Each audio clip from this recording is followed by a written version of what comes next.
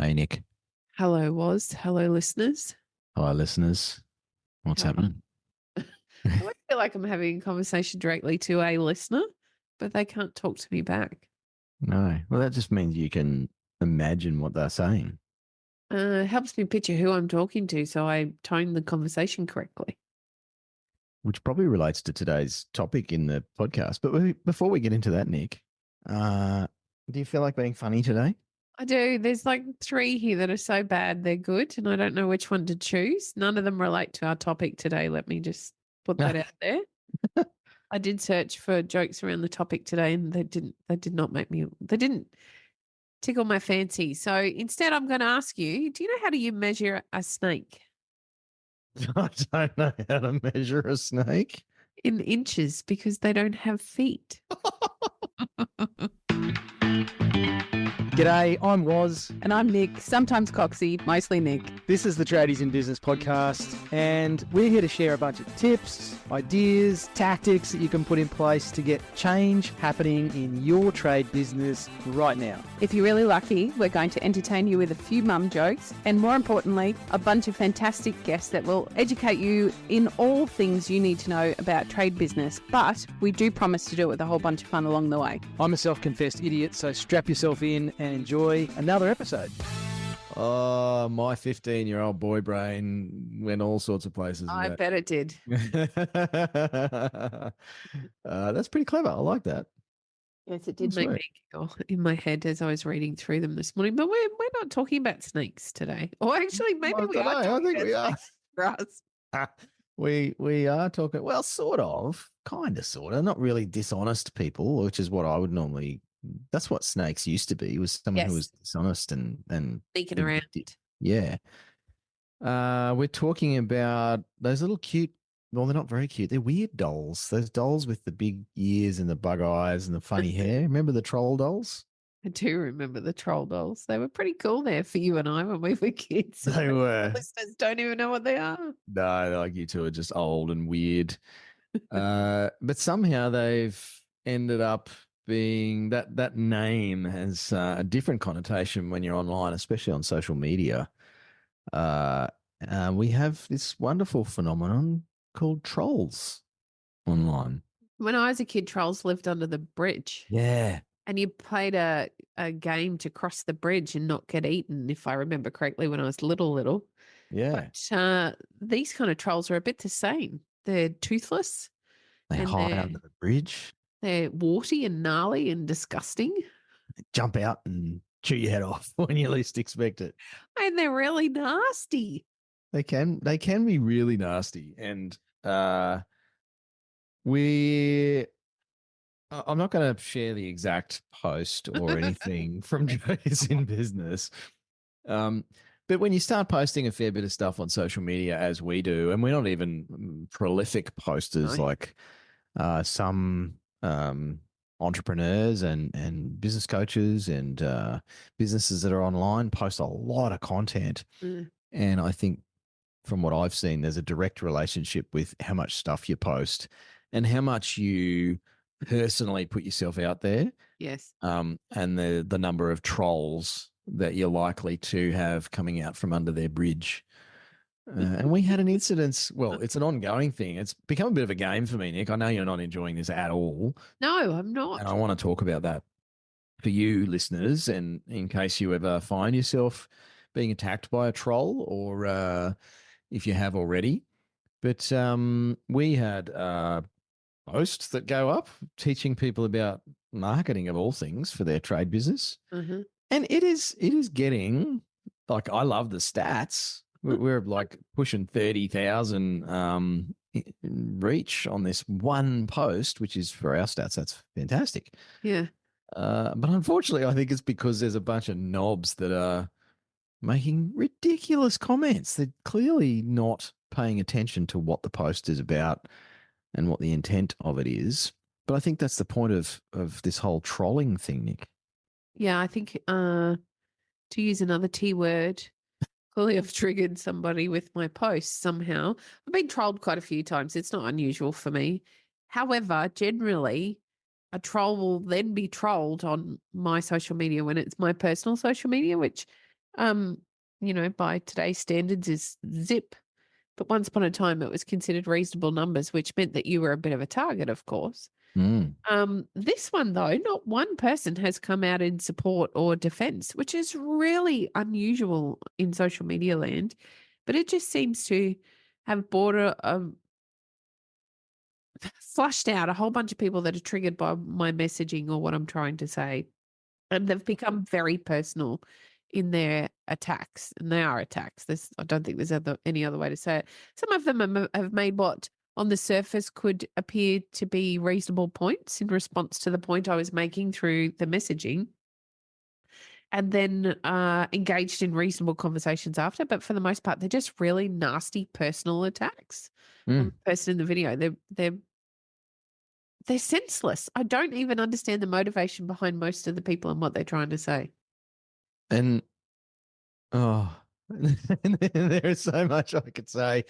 I have certainly jumped in under our business account and replied to as many as I can manage. I did delete a few that were just flat out personal and nasty attacks, which is just not appropriate. And I think that's what I really want to share with you listeners is how to deal with this stuff, because even for Coxie and I in what we do here, and we've been doing this for a long time, it's hard to know what's the best way to do it, because as you said, Nick, these people are obviously triggered in some way.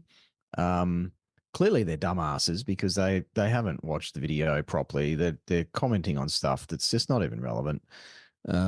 And unfortunately, that makes up part of the population, and it'll make up part of your customer base listeners as trade business owners. So knowing how to deal with this can be really tricky. So we actually sought advice from our coach or coaches and our coaching group on this. And it was pretty unanimous, the feedback from some very experienced social media campaigners that we have access to of how to deal with these. But there were a couple of people who also said some funny stuff, which I really wanted to give it a go, but I'm not that brave, I have to say. Oh, look, I've not given up on the idea yet. I keep slapping myself down and thinking, no, you're not going to fall down to their standards. And then I think, you know what? This is getting a bit prickly. Maybe I might actually dip to their level for a little bit. One of our good friends, a great friend of the show, who we were talking to about what was going on, has had very similar experiences. He works in the same niche that we do, doing something very similar. And he shared with us that occasionally on a Friday or a Saturday evening, he'll just have a few glasses of wine and then go and troll them back. I think that sounds like great sport. And then hide the comment, I must say. I think that sounds like great sport, but I don't know that I'm quite game and geared up for that much of an argument on a Friday or Saturday evening, because then I'm giving up too much of my brain space, and I just think there's a whole bunch of good stuff out there I could be thinking about instead. But you just never know. It's a slippery slope, and you just never know who's watching as well, and that's Exactly. probably what keeps me from doing that, particularly in a business sense. I got trolled once on a personal social media post where I was seeking information in a group, and someone decided that I needed some pretty stern parenting education on how to parent my own children. And I was feeling like pushing back a little bit, so I did. And unfortunately, it just continued to escalate to the point where I just posted a laughing, crying face emoji and bowed out and let it go. But when it's your business, it's harder to do that. That was in the relative safety of a group. Yep. Under my personal profile, which I still think is a little risky. You have to be mindful these days, listeners, that people will go and stalk your personal profile quite regularly when they're sussing out your business. So, you might be Bob's Plumbing, but there's a lot of people who will go and look for Bob on Facebook and Instagram and see what Bob gets up to on the weekend before they'll let Bob or any of Bob's staff into their house to unblock their dunny. That's right. So I think you have to be conscious of that with everything you share online, and also how you react to trolls and what you say to them. The essence of it was, Nick, the the advice that we got and that we are tending to follow is not to just blanket delete all the comments and go, I'll just get rid of that so nobody sees it. Because you're missing an opportunity for reach on your post, ironically. And these people are doing you a bit of a favor by interacting with the post. Facebook doesn't know that they're trolls. It just sees that the post has interaction and goes, oh, well, people are interested in this post. I'll serve it up some more. And hey, presto, you get some more trolls if it's a cracking one like we've got. I want to know how long ours is going to live for, Nick. Oh no, I How think I've long had this could go on for. No. I'm at to the point where I'm like, no, we're taking this You're down. gonna pull it down. I've had enough. Just venting my ego. So yeah, for your business gang, don't just delete the comments unless they are flat out abusive or I guess overtly damaging to your reputation, Nick. Yes. But otherwise, it's a better way to handle it.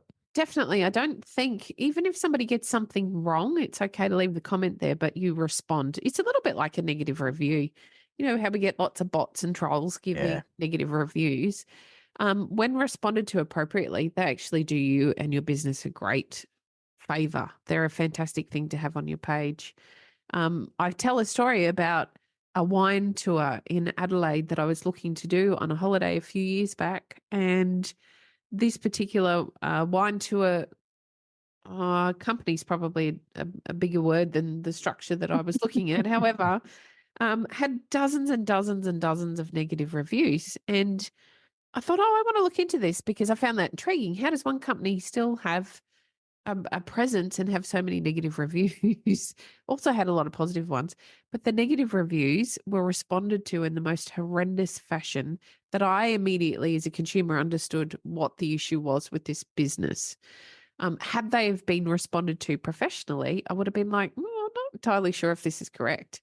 So I think there's a real opportunity with negative reviews, as we're doing in our case. Yes, some of them we've had to delete because they're just overtly nasty, commenting on things like somebody's physical appearance or just many of the things that they're saying, the name calling. And many of them we've left, even though they're very personally offensive to me.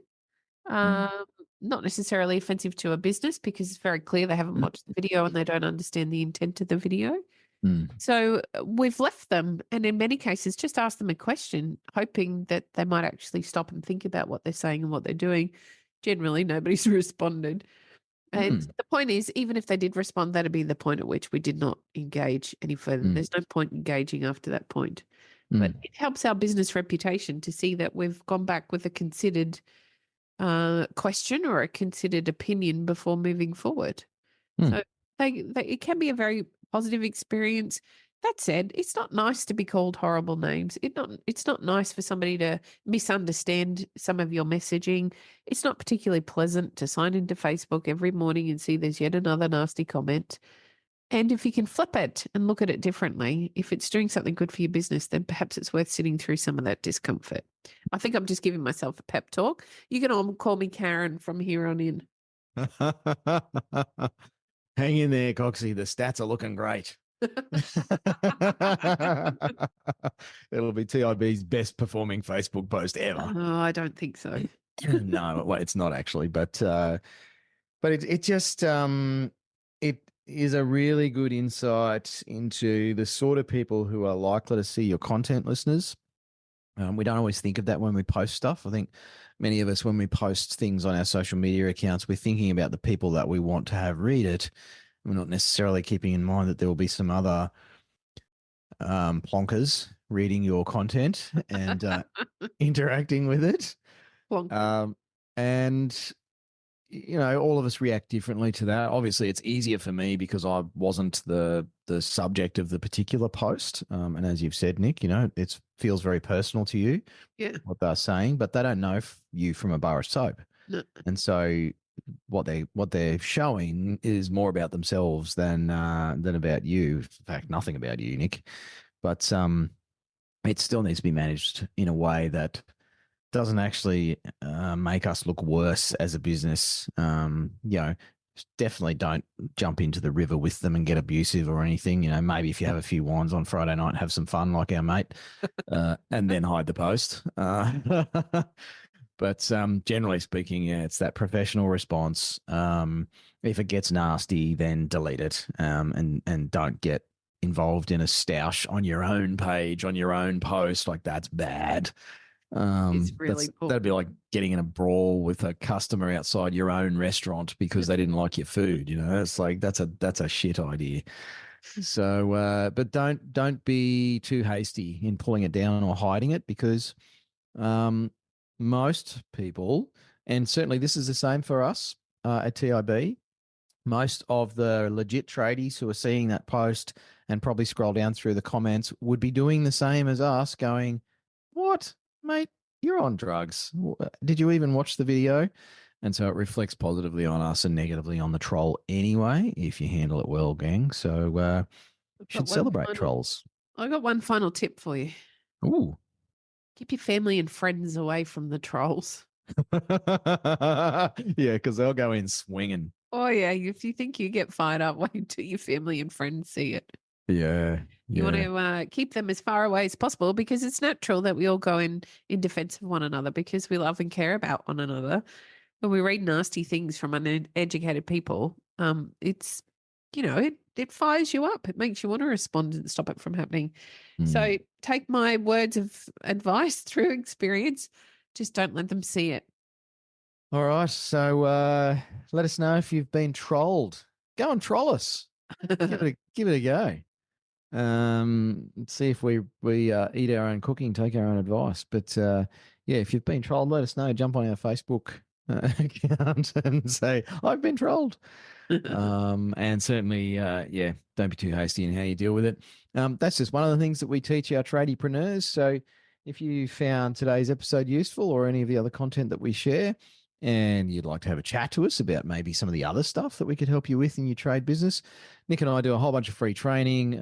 We run regular free online turbo training sessions on particular topics to help you with your trade business. You can find all the info about that on our website, all the dubs, tradiesinbusiness.com.au. Latest workshop will be there. There's some free trainings there. There's some more info on us and our awesome clients as well. So go check it out. And yeah, we look forward to chatting with you in the reels sometime soon. Thanks for listening. Hooroo.